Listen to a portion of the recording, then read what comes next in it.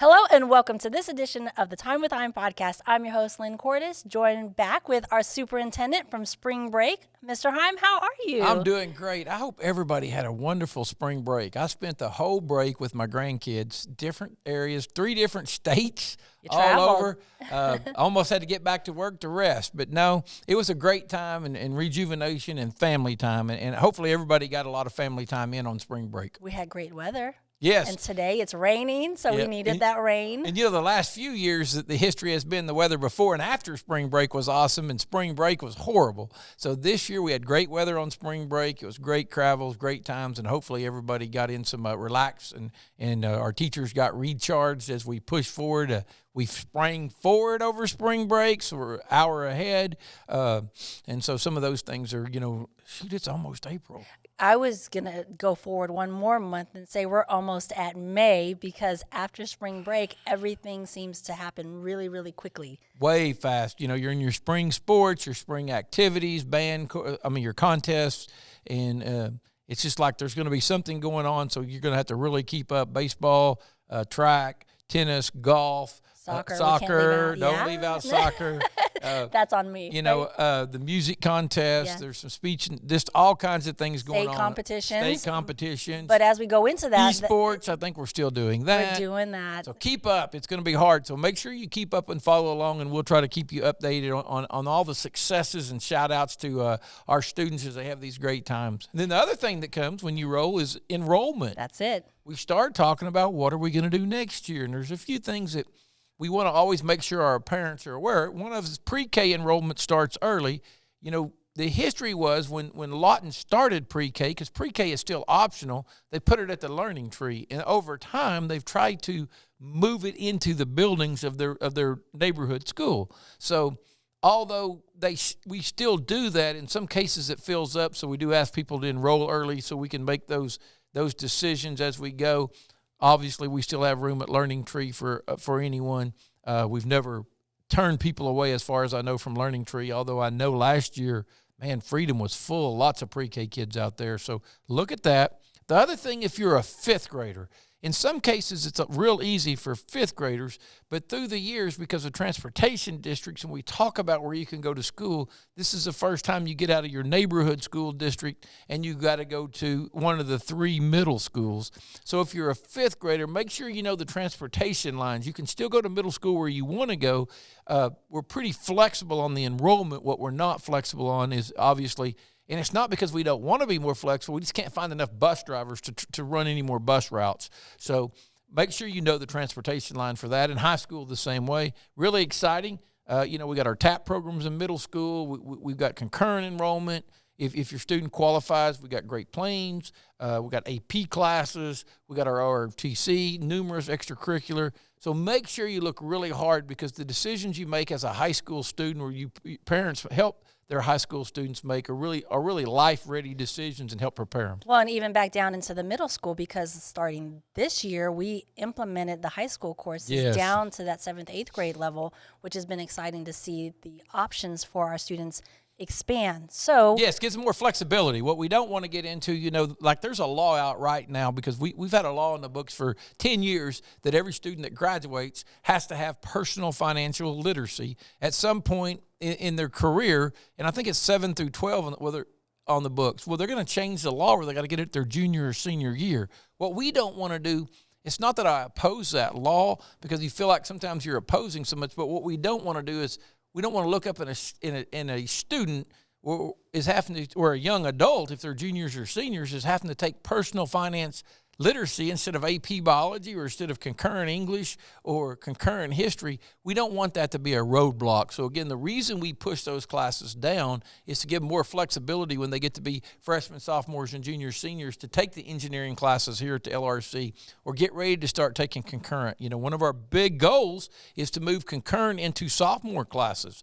We want to get where if your child chooses and everything aligns right, they could graduate high school with an associate's degree. And that's a challenge, and we're not wanting to ruin their high school career, but those of you who have graduated with numerous student loans and that long-term plan, you're cutting that in half if you have associate's degree. Well, and part of that is determining their career pathway early enough and giving them that opportunity to explore so they can figure out if that's their path that they want to go and get those credits for free. Yeah, one of my kids, I have 3, when they graduated, they had 20-some hours in concurrent. Well, they went to college and they changed their major 3 or 4 times, like a lot of students do while they were in college, but they still graduated in 4 years because they had that flex. The concurrent classes they took in high school gave them flexibility in college. Again, that's what we want to do, create opportunities. And again, if you see opportunities out there or you hear things and you think it would be great for your particular child or interest or get them engaged, let us know, and we'll work toward creating that, helping you create that opportunity for those students. And I know we're just talking about enrollment preparing for the next school year, but we've got to get through summer, and you have some news about summer school and what it looks like. You know, summer school at the high school, middle school level the high school level will be credit recovery as it's been. There will be some opportunities to take some classes, again, to get flexibility for middle school students. We talk about 8th graders if they want to go ahead and get their Oklahoma history or their government or some of those things out of the way, some of the very basics to give them more personal financial literacy, maybe. Yeah. Some of those things to give them more flexibility as a freshman to come over here and take the engineering courses or take more art or upper-level art and be in athletics and band or some of those things. So that's there.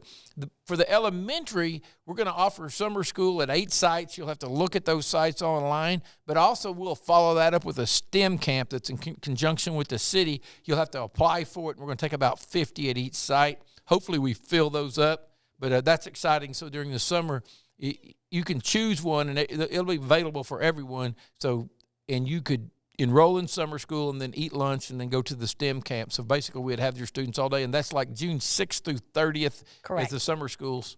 So we're excited about that, and hopefully the STEM camps go good because basically it's going to be an extension of our maker spaces. Our maker space teachers are going to do it.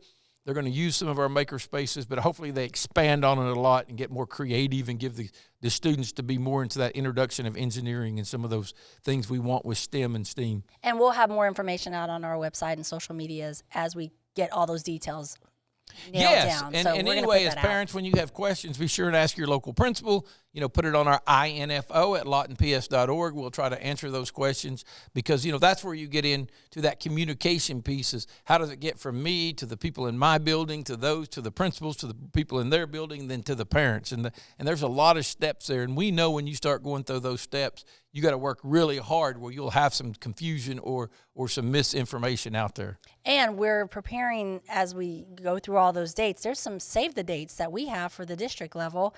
April 16th, we have our Teacher of the Year celebration. Yes, very exciting. I loved that last year. It was a lot of fun. And something you weren't here for because, you know, we had a pause on it for 2 years was celebration. Yes, and very that's the elementary. About it's back, you guys. We're going to do it May 3rd and 5th at Eisenhower Middle School. Very excited. Yes, and then we have graduation and testing will come out. I know everybody's not looking forward to testing, but it is important. And it is important for us. And one thing we want to shout out to our teachers because we really haven't been in this high-stakes era with Kevin Hime as the superintendent or trying to bring in what I felt the board brought in when they hired me, that expectation. Yes, we want our kids to do great, but I've always used testing more to evaluate our curriculum, our processes, and how we're doing things as a district, not individual teachers. Individual teachers should be getting evaluated on a daily basis by their principal or whoever their evaluator is. That one day, one snapshot shouldn't be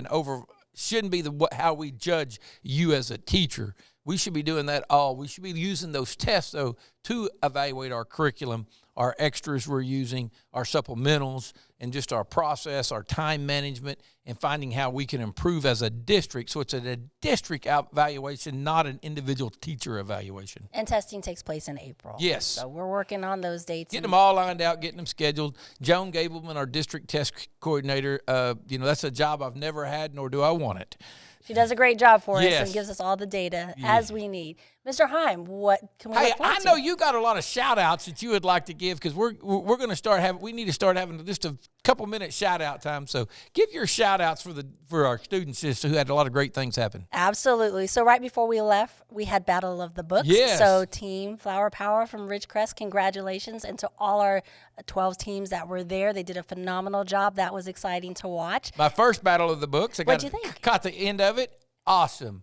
got to sit in there and get a picture with the students. They were so excited the winners were. Limo ride and lunch. They got a party bus. That's it. Yes. They had a great time. They did. And then we had Joseph Morris. He's an LVA student, and he won the top 3 awards at the Oklahoma State VEX robotics competition. Wow. And that was exciting. He's been doing really well during his time and competing, so we just love seeing the progress that he has. Awesome. Congratulations. And then you want to talk about Purple Star, our celebration? What day was that? April 16th. 16th, yes. Yes. And our Lawton and Freedom started that in the state of Oklahoma. So we're excited to be the frontier. We're the pioneer in that, and very excited about it.